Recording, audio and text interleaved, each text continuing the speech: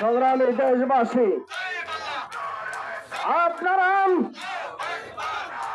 এমন সিদ্ধান্ত গ্রহণ করবেন, প্রত্যেকটা সেন্টারে আপনারা এমন ভাবে অবস্থান করবেন, বাঁশের লাঠি আর গাবের কচা নিয়ে প্রত্যেকটা সেন্টারকে